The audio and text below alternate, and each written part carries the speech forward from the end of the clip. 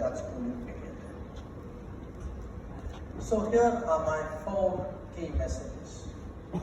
And the first message is that everything they told you to do in school is good and is true. You wish that the preparation, the discipline, the teamwork, the skills, the confidence, even the personal turnout, what was instilled in all of us when we were in the school has stood us in good stead through our life. And what they actually become with the passage of time, to a great deal, they become habits. Habits, to some extent, they become an approach, an attitude, a mindset.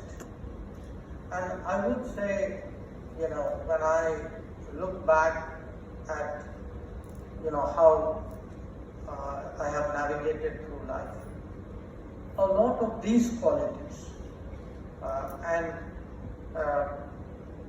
as you know, I've spent most of my life in the world of diplomacy. And in diplomacy, you are negotiating all the time.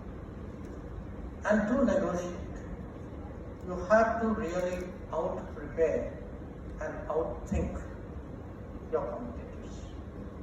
And you can only out-prepare and out-think them if you carry those virtues which teachers try to instill in us, which is do your homework, figure it out, prepare, try to anticipate what is coming. And those qualities, those habits, as I said, really have stood me in very good stead all these years. But there is another side to life, which is in real life, none of us are alone, however brilliant one may or may not. And a large part of my life, and I'm very conscious that I'm here amidst Air Force people in an Air Force institutions. A large part of it is actually what would be considered operations of some kind.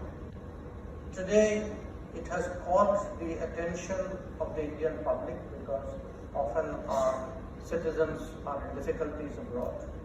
So,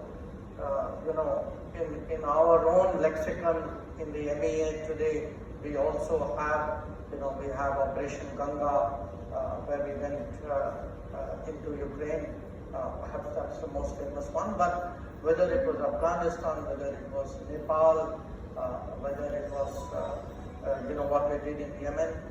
I mention this to you because there was a second, I would say, set of qualities one learned in school, which is teamwork. The ability to get along with other people, the ability to spot, in your own peer group and with others, you spot people's strengths and then try to meld it into something which is to a collective.